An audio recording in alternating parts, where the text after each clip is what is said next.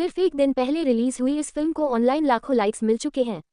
दुनिया के बाद की दुनिया को दिखाने में इसकी बहुत ज्यादा असलियत और इस बात के साथ कि कई actor active duty special force के सैनिक हैं। इसी वजह से ऑपरेशन ब्लैक ट्रैप जैसी फिल्म बनी जिसका बेसब्री से इंतजार था। दुनिया के बाद की रोमांचक कहानी ऑपरेशन ब्लैक ट्रैप शुरू होने वाली है। जो वीकेंड आराम का होना चाहिए था वह बाढ़ के बाहर फंसे आम लोगों से भर गया है। सैनिक इस पर ध्यान नहीं देते, उन्हें नजरअंदाज करना चुनते हैं। फिर वे एक ट्रक खोलते हैं और लाल कपड़ों में फंसी एक औरत को पाते हैं। इस औरत की पहचान बहुत खास है, इसलिए सैनिक उसे दूसरी जगह ले जाते हैं। लेकिन जब ट्रक 10 किलोमीटर दूर पहुंचता है पुल के नीचे, सैनिकों ने अचानक कार रोक दी और जियाओमी को वहीं छोड़ दिया। जब वह अभी भी हैरान थी तो पागल रिफ्यूजी का एक ग्रुप अचानक उसके चारों ओर आ गया जो उसे खाने का इरादा रखते थे। लेकिन कमजोर दिखने वाली जियाओमी उनकी बेरहमी का मुकाबला नहीं कर सकी। वह तेजी से कार में बैठी और तेजी से भाग गई।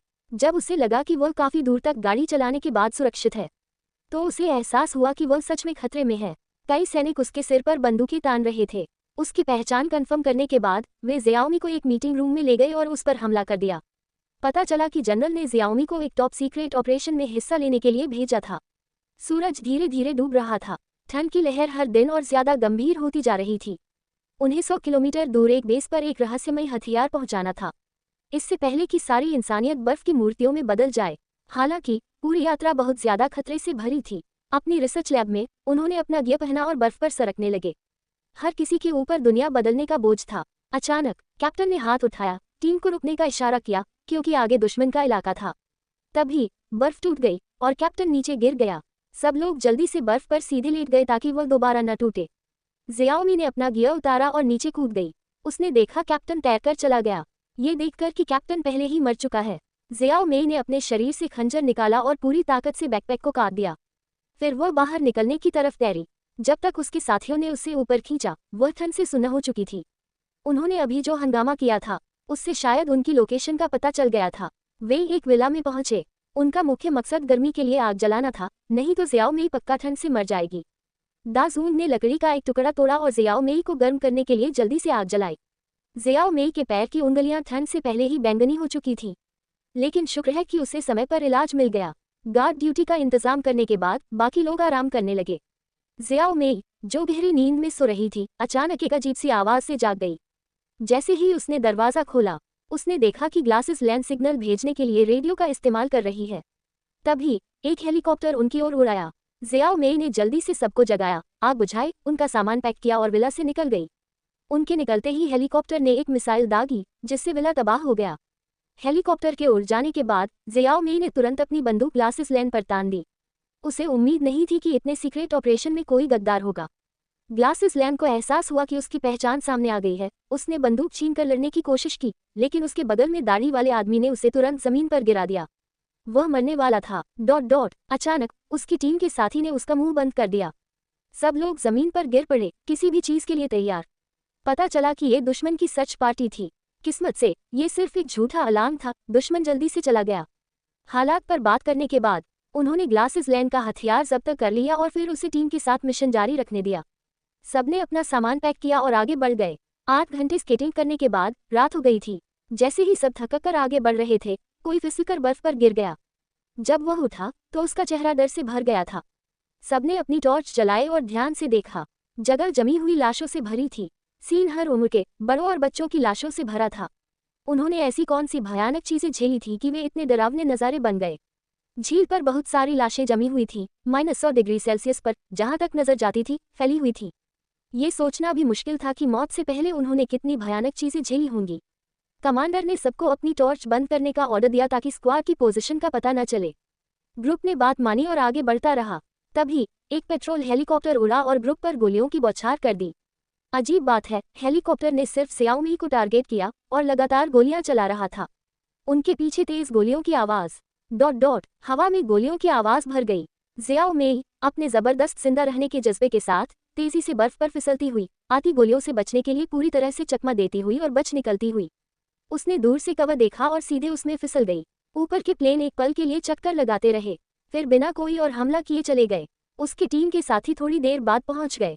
थोड़ी देर फिसलने के बाद वे एक छोटे से आइलैंड पर पहुंचे। बर्फ पर पैरों के निशान बता रहे थे कि वहां कोई रहता था। जब उन्होंने दरवाजा खोला और अंदर भागे तो उन्हें वहां 2 बुजुर्ग लोग रहते हुए मिले। बुजुर्गों ने उनका गर्मजोशी से स्वागत किया और उन्हें आराम करने के लिए जगह दी। लेकिन जैसे ही जियाओ मेई कुछ उठाने के लिए नीचे झुक जब शी वहां थी, तो उसे अचानक टेबल के नीचे एक मशीन गन मिली। तभी उसे एहसास हुआ कि उसके सामने खड़ा बूढ़ा आदमी कोई आम इंसान नहीं था। जियाओ मेई ने थोड़ा सिर हिलाया। बूढ़े आदमी को जल्दबाजी न करने का इशारा किया, लेकिन खुद को बेनकाब देखकर बूढ़े आदमी ने मजबूती से मशीन गन पकड़ ली। स्पेशल फोर्स के सैनिकों के तौर पर उनका रिएक्शन बहुत तेज था, जिससे बुजुर्ग जोड़े की तुरंत मौत हो गई। बदकिस्मती से सिर्फ चश्मा पहने आदमी की एक जानलेवा गोली से मौत हो गई। ग्रुप ने कुछ सप्लाई लूटी और बेस की ओर बढ़ने के लिए जल्दी से अपना सामान इकट्ठा किया।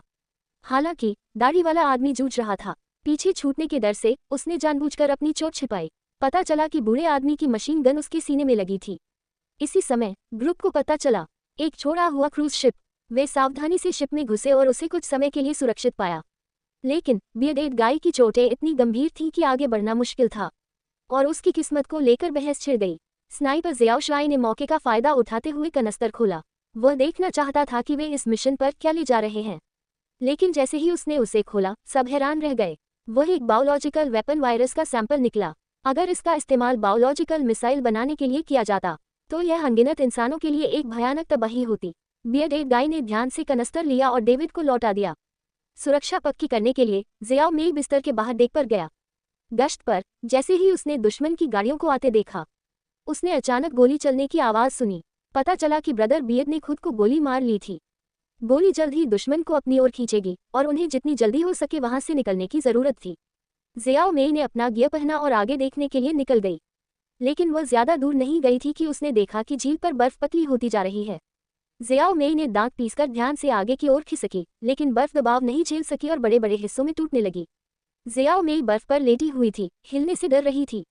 उसने मशीन गन को एक तरफ धकेला और अपना भारी बैग उतारा, अपना बोझ हल्का करने और बर्फ वाली झील में गिरने से बचने की कोशिश कर रही थी। शुक्र है ऐसा हुआ।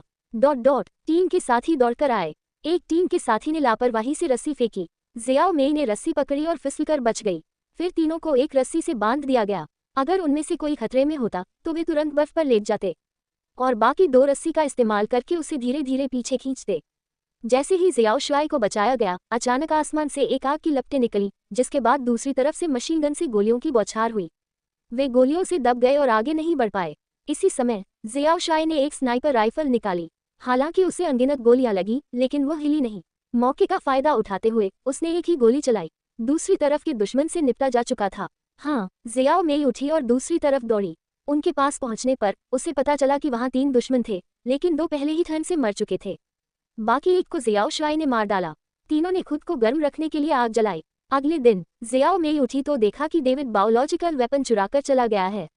अचानक जियाओ मेई को एहसास हुआ कि वे बहुत सारे दुश्मनों से घिरे हुए हैं। दुश्मनों को करीब आते देख जियाओ मेई ने एक ग्रेनेड फेंका। जियाओ शुआई ने तुरंत अपना रुख बदला और लड़ाई में शामिल हो गया। वह युद्ध के मैदान में एक क्रूर रीपर की तरह था, अपनी स्नाइपर राइफल से बेरहमी से दुश्मनों की जान ले रहा था। जियाओ मेई ने राइफल से बेतहाशा गोलियां चलाईं। दोनों ने धीरे धीरे तालमेल बिठाया और एक पल के लिए कोई भी दुश्मन पास नहीं आ सका। हालांकि पहाड़ के नीचे सैनिकों की संख्या बढ़ रही थी। दोनों ने जी जान से लड़ाई की, लेकिन दुश्मनों की संख्या बहुत ज्यादा थी। इस समय जियाओ मेई की राइफल की गोलियां खत्म हो गईं। उसने अभी ग्रेनेड निकाला ही था कि उसके सीने में गोली लग गई। जियाओ शुआई ने एक ही गोली में हमलावर दुश्मन को मार गिराया। जियाओ मेई की चोट देखे बिना ही उसने गिरते ग्रेनेड से अपने शरीर से उसे बचाया। तभी अच्छी लगने वाली टीम में अब सिर्फ जियाओ मेई बची थी। उसने अपनी राइफल उठाए और गुस्से में बाकी दुश्मनों को मार डाला। थोड़ी देर सड़क पर फिसलने के बाद उसे पता चला डेविड दूर खड़ा था। जियाओ मेई ने अपनी स्नाइपर राइफल उठाए, उसे रुकने का इशारा किया। डेविड ने अपनी राइफल उठाए और जवाबी फायरिंग शुरू कर दी। कोई और रास्ता न होने पर जियाओ मेई सिर्फ अपनी स्नाइपर राइफल फिर से उठाकर उस पर निशाना लगा सकती थी। जियाओ मेई लंगड़ाते हुए डेविड के पास गई और बायोवेपन देने के लिए कहा। यह क्या है? उसने पूछा। मैं तुम्हें सलाह देती हूँ कि बायोवेपन ले लो और अपने रास्ते पर चलते रहो। अचानक घुड़सवार सैनिकों की एक टुकड़ी दिखाई दी। जियाओ मेई अपनी गंभीर चोटों के कारण बेहोश हो गई। जब वह होश में आई तो उसने खुद को बेस पर वापस पाया। उसके सीनियर्स ने उसके लिए एक कमेंडेशन सेरेमनी रखी और उसे सेकंड लेफ्टिनेंट के पद पर प्रमोट किया। लेकिन जियाओ मेई को इन सब बातों की कोई परवाह नहीं थी। कितना प्यारा! पता चला कि उसकी बेटी पहले ही मर चुकी थी। जाने देने के लिए उसने मिशन पूरा किया। उसके सुपीरियर ने झूठ गढ़ा। गुस्से में जियाओ मेई अपने सुपीरियर पर झपटी और उसे बुरी तरह पीटा। डेविड को आखिरकार समझ आया कि जियाओ मेई मिशन पूरा करने के लिए इतनी क्यों जिद पर अड़ी थी। हताश होकर जियाओ मेई ने वायरस और एक ग्रेनेड को एक साथ बांध दिया। आसपास के सैनिक इतने डरे हुए थे कि हिल भी नहीं पा रहे थे। लाखों बेगुनाह लोगों को इन्फेक्शन से बचाने के लिए जियाओ मेई एक एक कदम करके चट्टान के किनारे की ओर बढ़ी। उसके सुपीरियर ने उसे मनाने की कोशिश की कि वह कोई बेवकूफ़ी न करे। तुम यह नहीं करना चाहती, ये लो, अपनी बेटी के बारे में सोचो। पहले मनाने के बाद जियाओ मेई बिना किसी हिचकिचाहट के कूद गई। फिल्म यही खत्म होती है। अगली बार मिलते हैं।